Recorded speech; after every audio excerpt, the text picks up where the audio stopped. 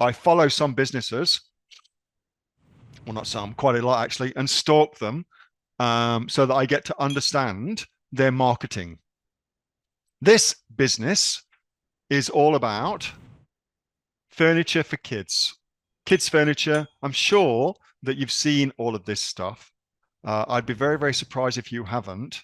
But what you may not be aware of is that based upon, I mean, they don't publicize their revenue, but based on my analysis of it, this business does $36 million a year selling this particular products. And as you'll see, they do that without spending a cent on advertising. So zero ad costs, zero Facebook, zero Instagram, zero Google ads that I could find anyway.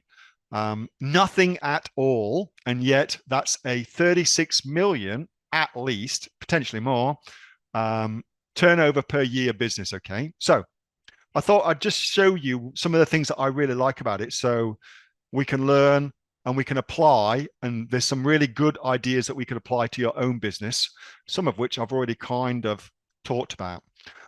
So the reason they're able to do it without any advertising is because they have developed this fear of missing out strategy for all of their new releases. So what they do is they do collaborations. And now, of course, they're up to doing collaborations with Disney and Pixar and Sesame Street, but that wasn't always the case. They worked up to that, of course. But right now they're doing with these. And so they will do a collaboration where they'll do a limited run of a particular style of something. So if we go to this Disney and Pixar thing here, they'll do a limited run of it. Okay, let's just go down.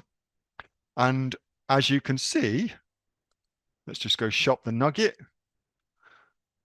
They do it like that. And so there's a limited amount available. They make them available for a limited amount of time. And once they're sold out, they're sold out. This is what they've currently got going on. Okay. One with Toy Story versus, let's just go back. This was their last one, which was Sesame Street. So that's all sold out. Look, I can't even get in to go look at it. It's all sold out. And that is a really important thing for building trust with your marketplace. If you say it's limited, it has to be limited. You can't bullshit and kind of say, oh, we've only got, 2,000 of them, but really there's unlimited amounts of your ebook or whatever bullshit it is. That doesn't work. But if you actually do sell out, then what it means is people go, oh shit, I better get in there early for the next one.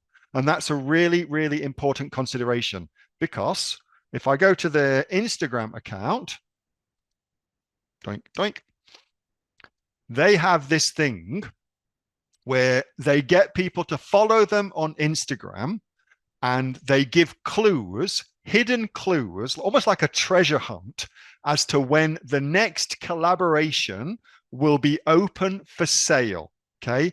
Super genius idea. So they get people, if you click on their nugget things, they call them nuggets. They get people to actually follow Instagram and try and spot when things are going to happen. And when they do, it makes them much more likely to go and buy the thing when it's actually released. It's a very, very clever idea. Okay. They give clues out, and with kids, this makes it a game for kids to follow as well. Super, super cool. I love it. So let's talk about their sales now.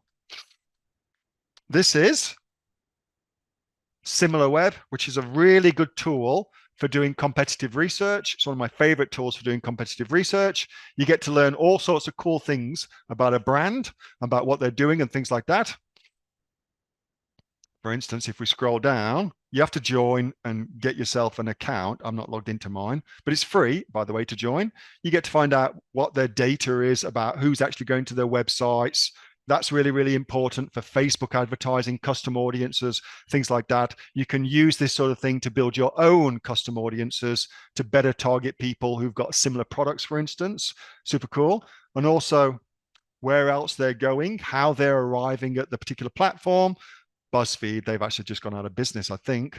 But anyway, so there's a lot of stuff you can get from SimilarWeb. But the thing I got from it was the total number of visits. Okay. Total number of visits, it says 410,000. I don't know the veracity of that, but what I can see is this crazy bounce rate. Okay. The bounce rate is exceptionally low. Bounce rate means somebody who arrives at the website and doesn't do anything else. They arrive there and they go, oh, this is not for me. And they bounce off somewhere else. That's what bounce rate means. Okay. 3.83% is super low, which means that means is over 95% of people get there and then they go and do other things on the website. They explore and they potentially buy on the website. Okay. Right. Maths time. 410,000 visits. Let's assume standard conversion rate on a well-known website. Let's just assume, well, you tell me, what's a normal kind of Shopify website conversion rate for warm traffic going to the website that clearly want to be there? What could we assume as a good conversion rate? For every 100 people that go there, how many of them would actually buy something? Well, look, let's go at the low end of that, of your of what you think. Okay, let's say it's 2%.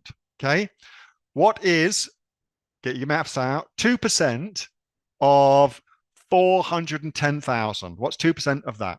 2% of that would be 8,100, 8,200. And then let's look at their kind of orders. Shop the nugget. So the nugget is $249. Let's add that to cart. Let us add it to cart. Boink. And we don't want to do a collab. Here we go. Let's order it in AOE orange. And let's add it to cart. Okay, so the first thing they want to do is they want to upsell me and line a set, which means if my lovely, lovely children, for whatever reason, decide to take their boba tea or their can of whatever it may be onto the couch, it protects it. Do you think that's a good upsell? How many people do you reckon would take that? That's a pretty good upsell for 99 bucks. I reckon a lot of people would take that. Okay, so my guess is average price per spend per head would be 300 bucks. What is $300 multiplied by 8,200? 2.4 million. Okay. So just even on a tiny little bit of research, we can see very conservatively, this is a business that makes 30 million a year. Probably makes more, but who knows, you know? And then I also looked at as well, they do this great thing. Where is it? Where they do a by the numbers thing as well, just so you can see how I do my competitive research. And this is a really good thing to do because now they're communicating with their audience as well, which is really the big thing I want to get across to you, how they communicate with their audience. Okay. All the time, they're talking about growing the business, what they do with their money. So they've got these great initiatives where they're giving things away to people, where they're doing things for community. They've got all this cool stuff they're doing, and people want to feel a part of that. You know, people want to feel a part of that. And they're constantly talking about how they're actually utilizing the things to help kids grow and how they utilize the profits of the company to help the broader community. Okay. Very, very clever. Very, very clever. I really like it. And that's the last thing I'll show you, where they clearly don't do any advertising at all for this $30 million a year. Very, very cool. So the things I think you can get from that, okay? The things I think you can get from that are communicating with your audience. One thing that I realized as a result of doing this is that as a founder of the Oodle Foods brand, I have not been telling a potential audience about our journey to bring that product to market, okay? Which I think is a massive mistake on my part. So that's something I'm going to start doing. Communicating with the audience, which will find its own audience. Here's our journey to bringing this product to market. Here's what we're struggling with. Here's what we're going through. Here's the ups and downs of that. Here's why we're doing it. Here's the people involved telling stories. I think that is absolutely a fantastic thing to do. And if you do it, as you can see, it can be extremely profitable. And I believe as well, more importantly, it can be extremely enjoyable for the entrepreneur.